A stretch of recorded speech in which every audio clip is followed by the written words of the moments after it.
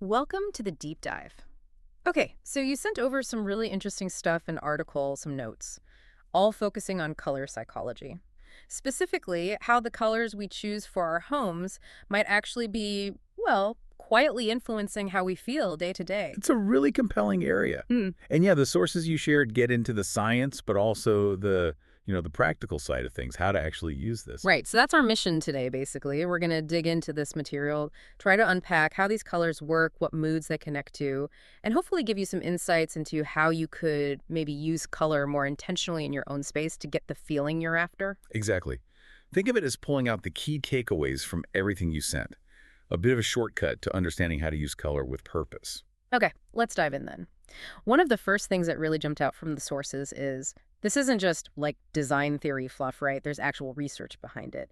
Oh, absolutely. The material explains how light entering our eyes isn't just about vision. It actually kicks off hormonal responses. Yeah. Tiny shifts, really.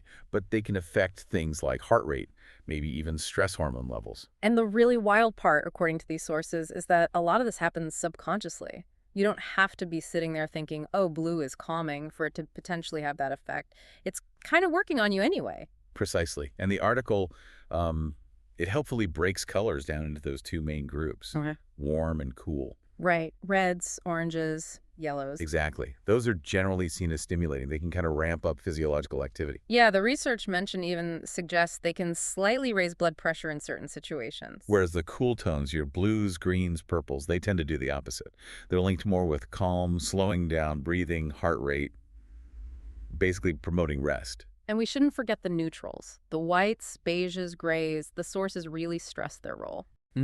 They're essential for grounding everything, giving your eyes a break, balancing out the stronger colors. So the core idea from the material is warm equals energy stimulation, cool equals calm rest, and neutrals provide that balance, And crucially, it affects us whether we're consciously aware of it or not. which, when you think about it, is a pretty powerful idea.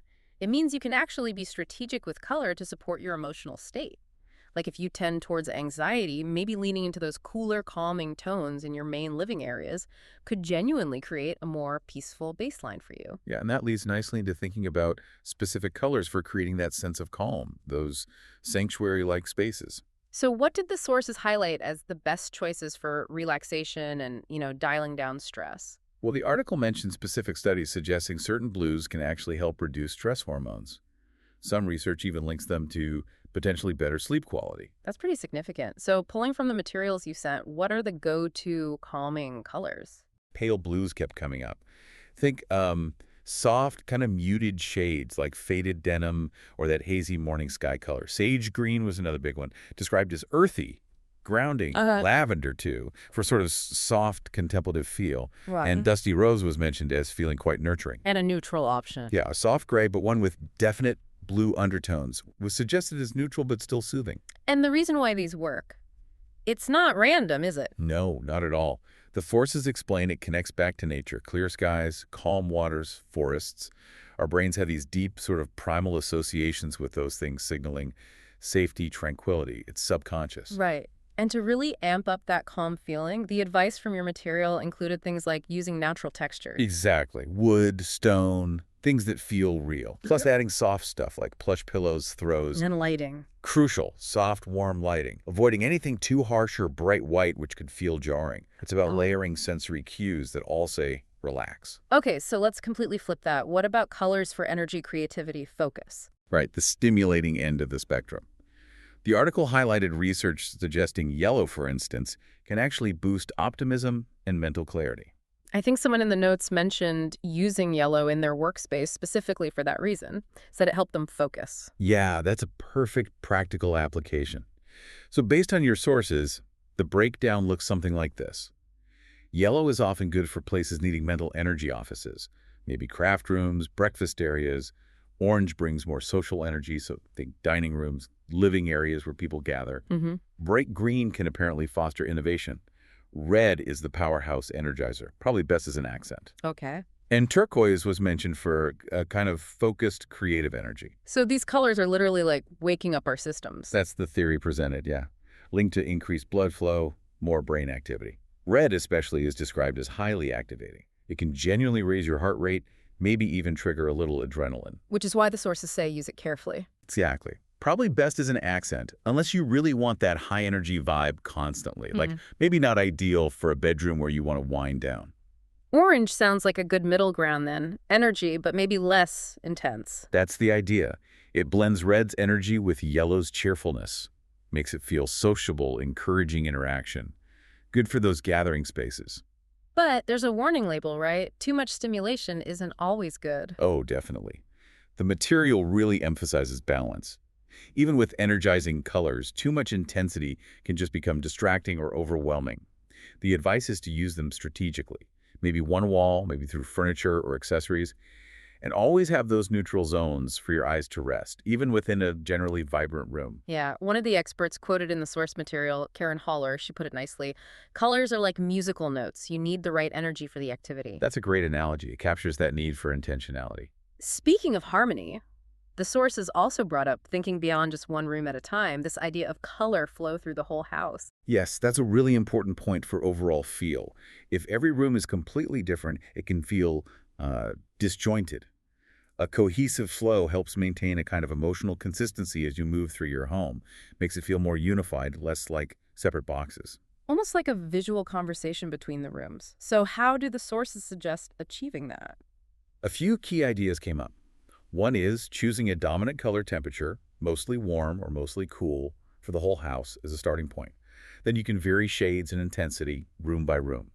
Another technique is repeating certain accent colors across different rooms, maybe in different ways, a pillow here, a vase there, artwork. Creates a thread. Exactly, a visual thread. And using neutral connecting spaces like hallways or entryways. Ah, the palette cleansers. Precisely. They let your eyes and mind sort of reset before you step into a space with a stronger color identity. They also help transition by giving glimpses of adjoining room colors against a neutral background. The sources also mention practical things like watching how the light changes the color in different rooms during the day. Crucial. And maybe using those digital paint visualizer tools before you commit. Definitely good advice. Avoid the expensive mistakes. And speaking of potential issues, the sources did flag some colors that might need a bit more caution. Colors that can negatively impact mood if used too broadly. Okay, which ones should we handle with care, according to the material? Well, very dark colors, especially in rooms that are small or don't get much natural light. Bright, saturated red in spaces where you really want to relax. Right, like we discussed. Stark, pure white without anything to soften it. Neon colors, Mm. if used in areas where you spend a lot of time. And very cool grays in rooms where you're looking for warmth and coziness. And the potential problems, why the caution? Dark colors can literally absorb light, making a space feel heavy, maybe even draining or oppressive for some people, particularly if the room is already small. Bright red, as we said, can increase agitation or anxiety. The material noted, a red dining room might feel exciting for a party, but maybe stressful for nightly family meals. Hmm. And pure white can sometimes feel a bit clinical, stark, even cause eye strain because it reflects so much light. So it's not that these colors are inherently bad, just context is everything. And how much you use. Exactly. As one of the psychologists mentioned in your notes, Dr. Angela Wright, put it, it's about intensity, placement, proportion, just as much as the actual hue. Even potentially tricky colors can work beautifully if used thoughtfully, maybe just as an accent, or balanced correctly with other elements. Which logically leads to the next step, testing. You absolutely have to test colors in your space before going all in. Oh, 100%. The sources really hammered this home. It Yeah. saves so much potential frustration and cost down the line. And they suggested some smart ways to test without committing to paint right away. Yeah, using things you can easily change or move. Think inexpensive textiles, throw pillows, blankets in the color you're considering, or large fabric swatches. Removable wallpaper samples are great too, or just painting large sample boards you can move around the room. Even seasonal stuff, maybe. Sure, bringing in temporary decor in that color can give you a feel for living with it. And then it's not just about looking, it's about feeling, right? Yes, this was stressed repeatedly. Observe how the color looks at different times of day. Absolutely. Morning light, afternoon, artificial light at night. But critically, pay attention to how you feel when you spend time in the room with that color sample. Your personal gut reaction is key. We all have slightly different associations. Trust how it makes you feel. And those paint company apps can help get you started visually. Yeah, they offer a much better glimpse than those tiny little paint chips ever could. So really, when you pull it all together from these sources, the end goal is creating your own personal color harmony. Exactly that. It's not about following rigid rules. It's about using this knowledge, this color psychology, as a tool to craft spaces that genuinely support your life and well-being. It's intentional design, but filtered through your personal taste, your lifestyle, what you actually need from each room. Your home should feel authentic to you. Which means thinking about the purpose of the room first. Like, what feeling am I aiming for here? Right. Is this bedroom purely for sleep, needing ultimate tranquility? Or is it also a romantic space, maybe needing some warmth or richness?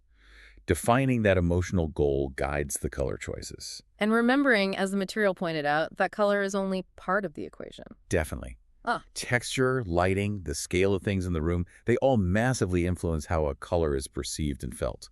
A bold color might feel sophisticated and inviting with the right textures and lighting, but maybe overwhelming and flat in a different context. It's about the whole picture. and the advice is not to get overwhelmed yourself. You don't need to redo the whole house at once. Not at all. Start small is the suggestion. Pick one room, maybe one that feels a bit off or that you want to function differently. Experiment. See it as a process. And the real measure of success, the sources emphasize, isn't how well you follow the rules, but whether using color intentionally actually makes your daily life feel better, happier, more supported in your own home. It really underscores the quiet power of color, doesn't it? When you use it consciously, it's a surprisingly accessible way to shape your environment and maybe even shape how you feel within it. It's a tool that's right there, often overlooked. Which kind of leaves us with a final thought to chew on. If color can affect us this much, often subconsciously, how much of our everyday mood might already be influenced by the colors around us that we haven't even really noticed? Just consider how these seemingly simple choices might be impacting your well-being right now. Something to think about.